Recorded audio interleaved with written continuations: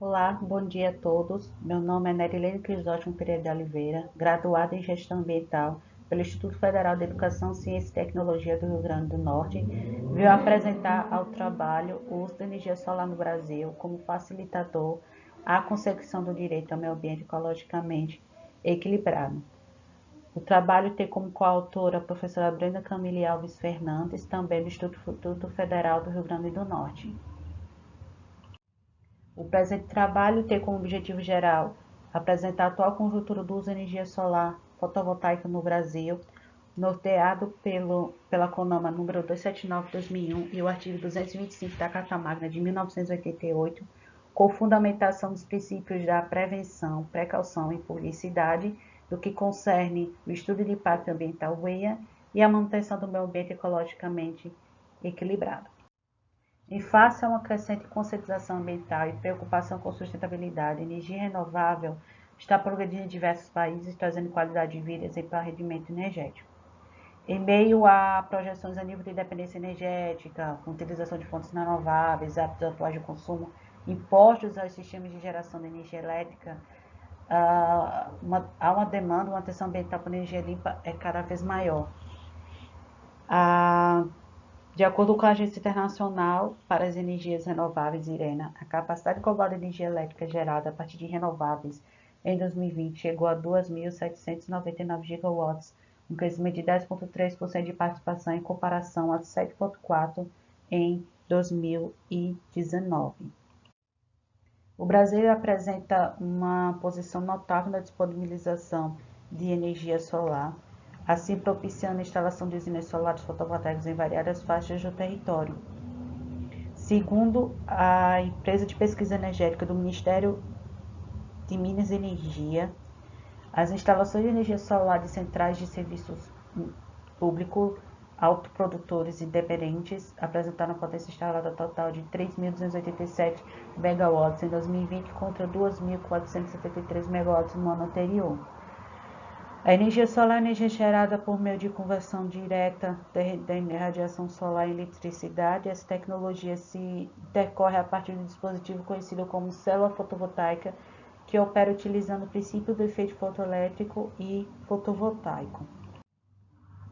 Os objetivos do trabalho objetivo geral, analisar o uso da energia solar fotovoltaica no Brasil, tendo como base a resolução do CONAMA 279/2001 e a nossa Constituição de 1988, e ter como específicos compreender o cenário do uso da energia solar fotovoltaica no Brasil, explorar a resolução do CONAMA 279/2001, considerando o estudo prévio de impacto ambiental de empreendimento de geração de energia solar fotovoltaica, em face ao artigo 225 da Constituição Federal, e assim como também trabalhar a importância do estudo prévio de impacto ambiental para a atividade empreendedora, usando os mecanismos dos princípios já citados, precaução, prevenção e publicidade. Para a metodologia foram usados 3 tipos de pesquisa: a exploratória, bibliográfica e documental. Para a exploratória, houve aprimoramento de 10 indícios e intuições.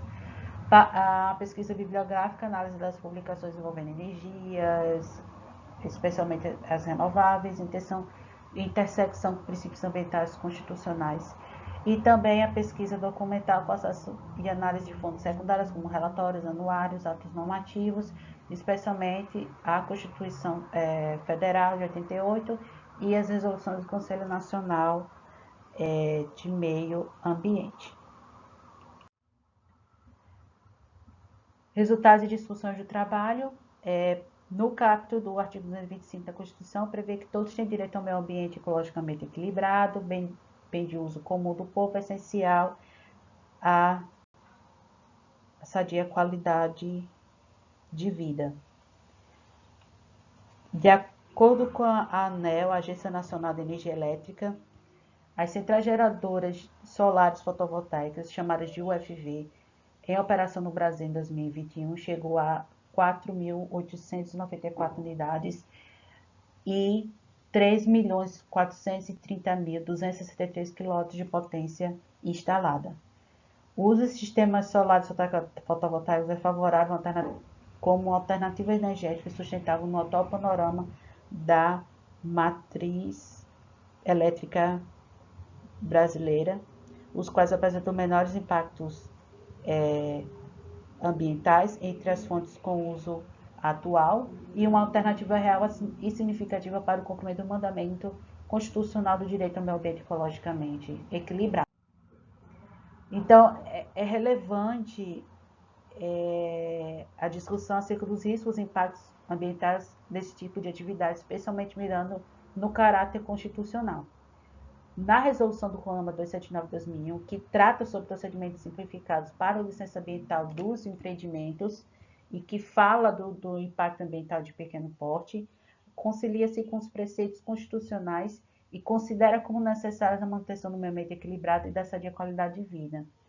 No inciso 4 do parágrafo 1º do artigo 225 da Constituição, prevê que, para assegurar a efetividade de tais direitos, cabe ao poder público exigir estudo prévio de impacto ambiental, ao qual se dará publicidade na forma das respectivas leis para instalação da atividade, da obra ou atividade potencialmente causadora de significativa degradação ao meio ambiente. No mesmo inciso, não há referência de forma precisa e específica sobre qual tipo de estudo prévio deve ser realizado. Para o autor Machado, ele destaca que as noções de estudo e avaliação se complementam através do preceito constitucional e dos preceitos de legislação ordinária. O EIA, o Estudo de Impacto Ambiental, é o único procedimento de análise de dados e impactos potenciais e significativos para o licenciamento de empreendimento de geração de energia elétrica em face do seu alegado pequeno potencial de impacto ambiental. Então, tudo isso previsto na nossa Política Nacional de Meio Ambiente de 1981, na Resolução CONAMA número 01 de 1986 e na nossa Carta Magna. A regulamentação e tentativa de redução de impactos ambientais enquanto empreendimentos de pequeno potencial ofensivo não está somente em conforme com os preceitos constitucionais, mas estão com a consonância com os princípios da prevenção e da precaução. O estudo prévio de impacto ambiental abrange e trata de todas as obras e atividades que possam causar degradação significativa ao meio ambiente e que não abrange só o dano, mas também o dano incerto, que é o dano provável. Uma vez lesado, o meio ambiente dificilmente poderá ser plenamente recuperado. Analisando o inciso 2 do artigo 6º da Resolução do CONAMA de 1986, ela reitera o peso do estudo como instrumento de precaução ao meio ambiente. Então, no inciso, tem assim: análise dos impactos ambientais do projeto e de suas alternativas, através de identificação, previsão e magnitude e interpretação da importância dos prováveis impactos relevantes, discriminando os impactos positivos e negativos, benéficos e adversos, diretos e indiretos, imediatos e a médio e longo prazos, temporários e permanentes, seu grau de reversibilidade, suas propriedades cumulativas e sinérgicas, a distribuição dos ônus e benefícios sociais. Para o mesmo autor, Machado, ele afirma que o princípio da precaução possui uma grande relação com a avaliação prévia das atividades humanas. Ao perceber a existência de um risco, é possível determinar quais meios e ações para preveni-lo e mitigá-lo. Ainda analisando a CONAMA 279 de 2001, no artigo 11, o empreendedor, durante a implantação e operação do empreendimento, comunicará ao órgão ambiental competente a identificação de impactos ambientais não descritos no relatório ambiental simplificado e no relatório de detalhamento dos programas ambientais para as providências que se fizerem necessárias.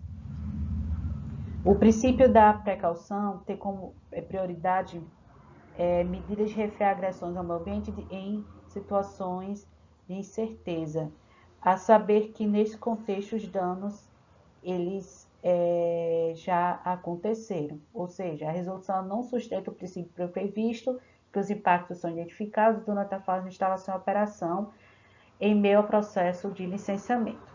Sendo o estudo de impacto ambiental um procedimento público analisado pela administração pública, no artigo 4 da mesma CONAMA 279, O órgão ambiental competente definirá, com base no relatório ambiental simplificado, enquadramento do empreendimento elétrico no procedimento de licenciamento ambiental simplificado, mediante decisão fundamentada em parecer técnico.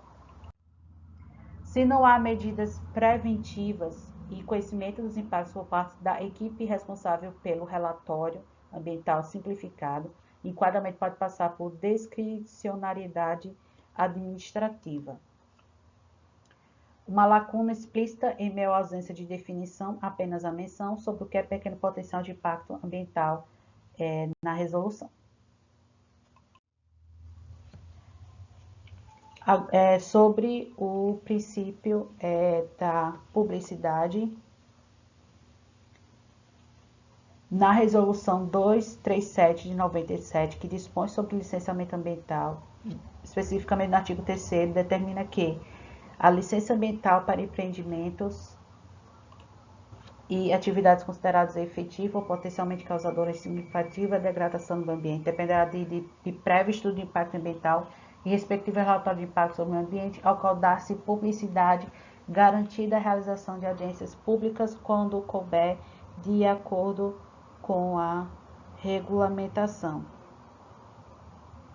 Então, tal esse princípio que pode ser depreendido do artigo 225 e a CONOMA 279 de 2001.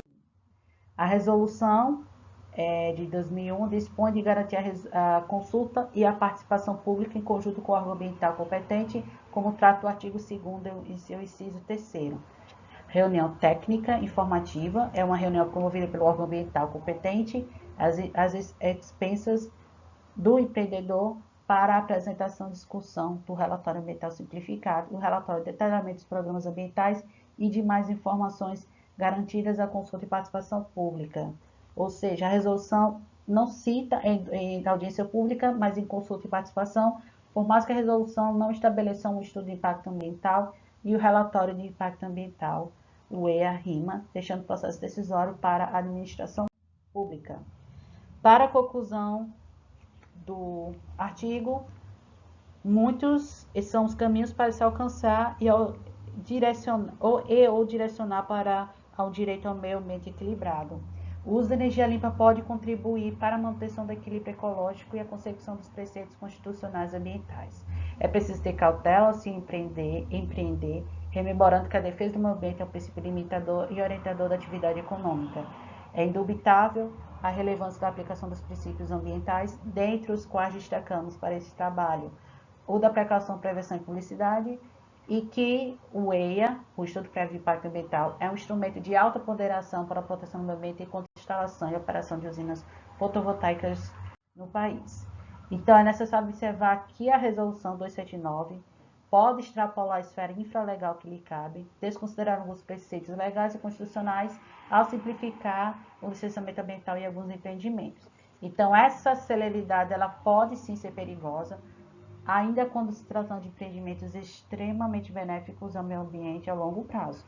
Então, o EIA ele é um método administrativo essencial no licenciamento ambiental, pois avalia os aspectos físicos, bióticos e socioeconômicos para que não haja riscos ao meio ambiente durante a implantação do empreendimento. Então, se não há cumprimento de disposição a respeito efetivo ao princípio da precaução, são ações preliminares. Muito obrigada.